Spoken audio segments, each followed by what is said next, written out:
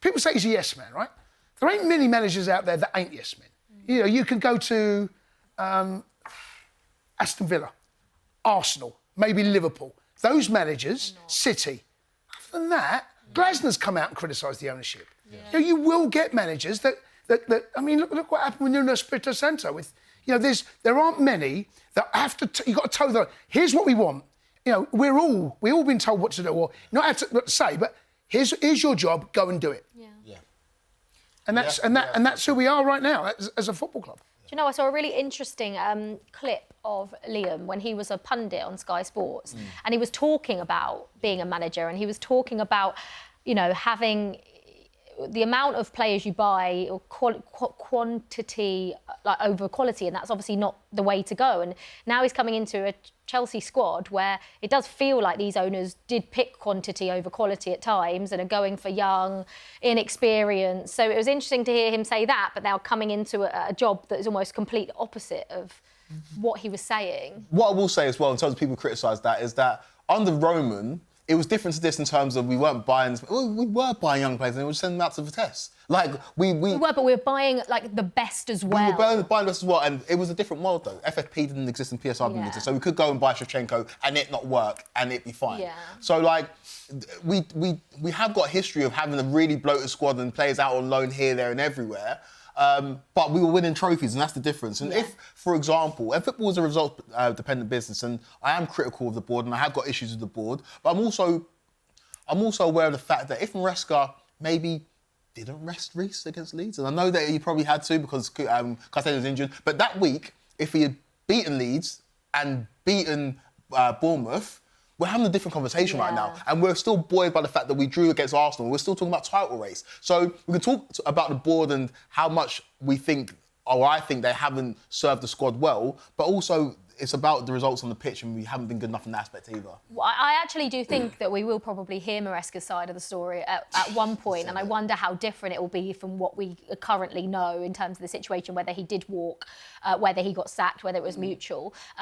What did you make of all the, you know, the sort of comments about maybe him not having a choice in who to play and who to rest and who to give minutes to? And yeah, I mean, do you sort of believe any of that? Do you believe that it maybe wasn't all his decision? Because I'm not going to lie, when he took off Cole Palmer, I know Cole Palmer hasn't been at the levels that we've seen from Cole Palmer.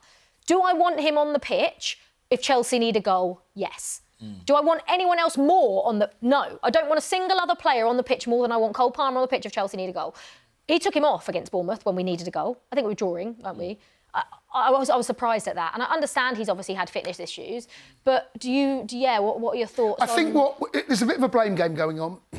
And I think what the messages we're hearing from the club and the kind of messages we're hearing, you know, indirectly from both, I think probably somewhere in the middle is going to be the truth. We may never find out exactly the truth on both sides. But the fitness one is so interesting because we are a football club, as a lot of clubs have been.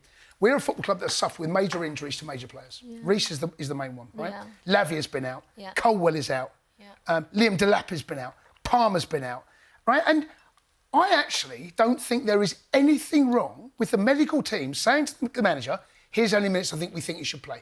Now, how it's set in stone that is, I don't know. Yeah. But what if he did stay on another 10 minutes and his groin goes again, his hammy goes? What if that? Reece, I mean, look, I'm so glad that we can look at Reece now and he can play 2-3 games in a week. Maybe not every single week, back to back to back to back. But I'm looking at Reece. Lavia, I just want to see Lavia on the pitch. I want to see him. Where is Romeo Lavia? Can someone explain?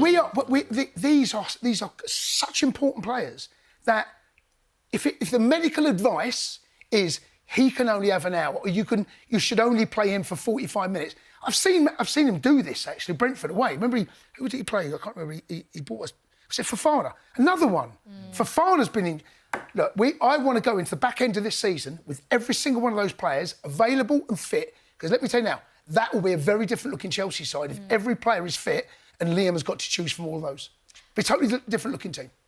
We haven't really spoken about it a lot. How many players Chelsea have missed at one time. I feel like we talk about it when it's other teams, but to lose, like Jay says, all of those players at one point is really hard. And obviously it hasn't helped that Moises Caicedo has been suspended every other game as well. Yeah, it's with injuries, it's a funny one. I don't ever want to lean on it because everyone gets injuries. Yeah. And also, if we're being honest, it's the byproduct of being world champions. It just is. We had a way longer season than everybody else. And so these injuries were bound to happen. Yeah. And I think Levi Colwell's injury is a direct result of But then shouldn't that squad be managed different to any other team? Yeah, and that's why I agree with you.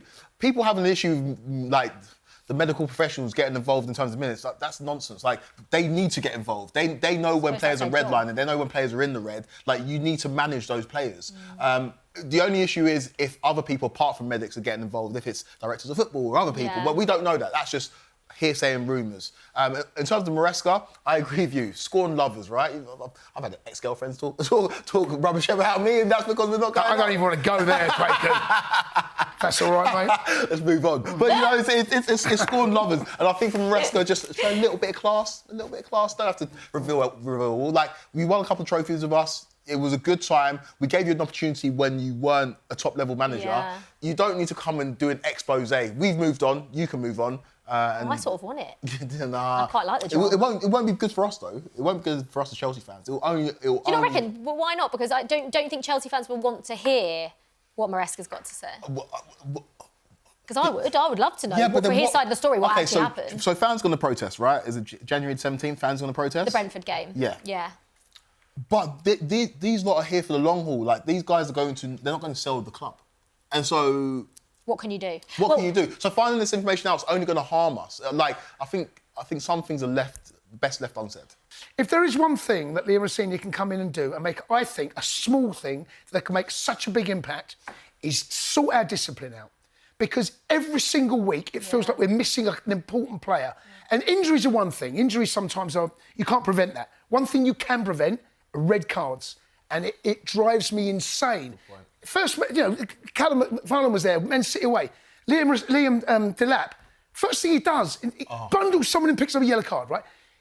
I understand he wants to impress. I understand there's aggression to his game that he needs to harness, because I want to keep that part of him, because that's part of what makes him the centre forward he is. Can't give yellow cards away for stupid things, kicking balls away, speaking to the referee. Those things drive me insane. Sort that out and you'll make your job a lot easier to pick from a squad. You've got your best players available. Yeah, I mean, the Cucurella one, I think, was just silly and stupid, and it was a red card. It was lucky it wasn't a penalty as well.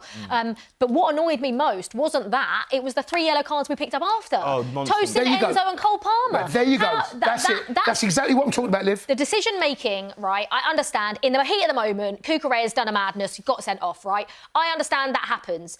Like, I don't mind that as such. I do think sometimes decision-making can be better in those moments. But that annoyed me more, the 3 yellow cards after. Because then, I know obviously, luckily we've gone past the threshold now, but like Caicedo, he missed the game the other day, and now he misses Arsenal as well. Yeah. Like, how many games has Caicedo missed through suspension? Yeah, it's ridiculous. Well, and this, I don't mind you picking up a booking for a tactical foul. That's just part of the game. Yeah. But picking up bookings for pushing someone over the hoardings or just arguing with referees, like, come on, boys. And that, I mean, you said it to me in the office, Jason. I was like, that's a great point.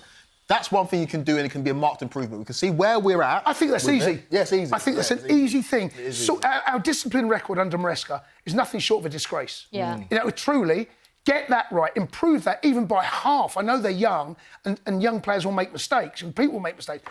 But Maresca's discipline record was appalling. And you want your best players to choose from. It makes your life going to make his job easier. Caicedo is a perfect example, actually, because albeit, you know, he got suspended for the game against City, that was never a yellow card, not even a foul, really, in the Bournemouth game. So that meant he missed City. But he got booked against Cardiff for clapping the referee for a foul that he didn't even make. Right. Someone else gave away a free kick and he clapped the referee, and now he's suspended for... Yeah. So that is one thing, I think, a big thing. And actually, Liam spoke about it, didn't he? It seems to be gone unaddressed. Yeah. Under Maresca. Nothing improved. He sort of just found it almost funny a bit, and was but just nothing a bit ever improved. It was every week. It was every going back to last season. Jackson away at Newcastle, the Club World Cup. Caicedo, Jackson. I mean, it's like this is we have become a liability. Yeah. Sort that out, and you watch the difference in the team selection that Liam Rosenior will have to choose from.